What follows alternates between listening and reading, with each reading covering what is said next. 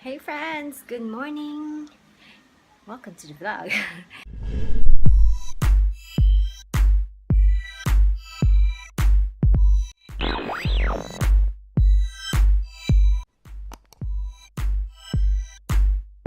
So it's already 10:30 in the morning and I am already ready.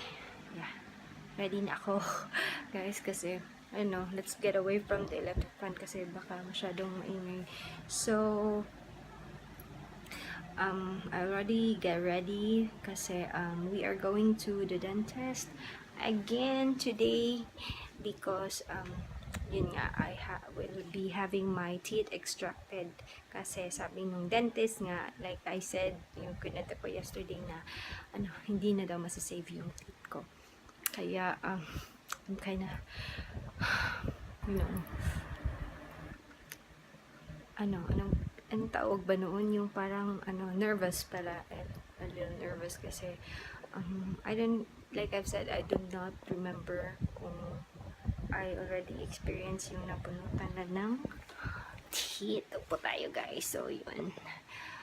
Also today is Ashi's birthday and I don't know if we are going to eat out or something kasi today merong Thursday, so merong class, so they will be home late, so maybe we'll just celebrate like sa weekends na lang or something, but we'll see. And yun, so check out my eyebrows. I like my eyebrows today. Diba? So I haven't applied lipstick pa, and yan, so it's still pretty early. My appointment is 2 p.m. So we'll be leaving like mga 1 o'clock or quarter to 1. Yun. But for now, I'm going to eat breakfast and then I will do an editing kasi I filmed 2 videos yesterday, so that one needs to be edited, and yeah, I wanted to upload that tonight and tomorrow night as well. So that would be my plan for today, and my god, I'm really nervous for later.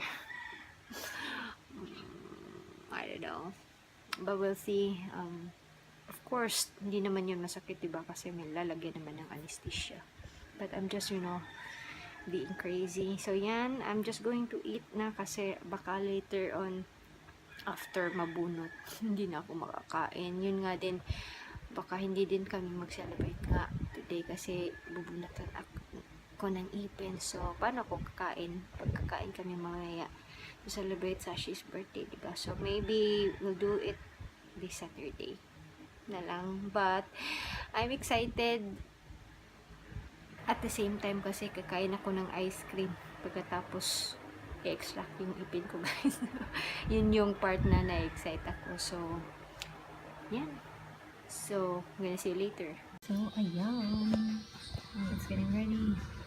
It's like 10:30 na. I need to finish this one. Madali lang naman to, guys. Ano lang. Yeah, hopefully mga 1 hour tapos na ito. So, it's already 12:30 and my video is still like that. Rendering, guys, and I'm quickly eating my oatmeal kasi hindi pa ako nag-breakfast and I don't want to eat rice. So ayan yung oatmeal ko. I need to leave like quarter to 1 or mga 1 o'clock. So hopefully matapos na to and I'll just upload it tonight. I did not finish it the way that I expected it to finish, yung time, I don't know. Ang ingay kasi I was, doing some voiceover tapos ang ingay kaya hindi ako maka-voiceover. Ayun, so hopefully, konti lang naman. It's a 3-minute video or 2-minute something video. So, mabilis lang siya mag-render. But it is rendering kakain na well. Kasi hindi pa ako kumain.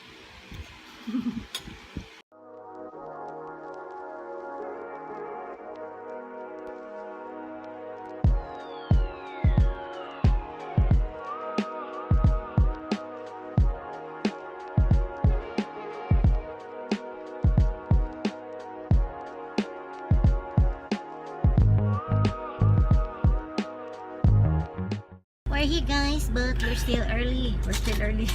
It is still early. We got her early. Dali lagi tanabot no? Inan dito tika? Bakit? Wala traffic. Di man gud quarter nila kao no? Dali siya dayon. Mga wala pang 1:30 and Di quarter 10 nila ka. quarter?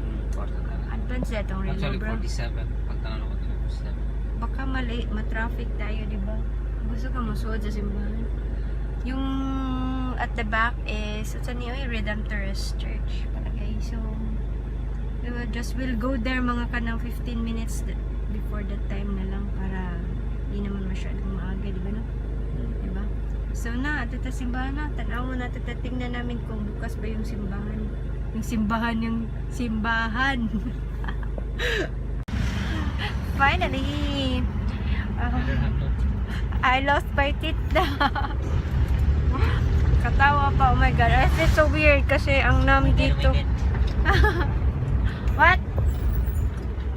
I asked Rookie to bring my bag and also to carry me guys. Pero ayaw niya. Lain kay siya. Lain na ni mo ay? Da, maguna ko yung bag. Carry! Lagi. Carry me! I said carry me.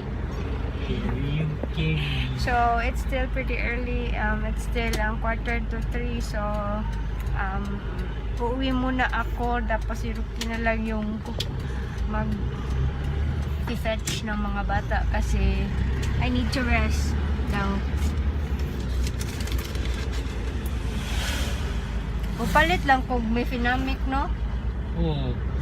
Ika na lay palit. Kaya mga tuman magsisay, di ba? Ikaw na lang. Oo, yan na lang. Oh, wa pa man sakit.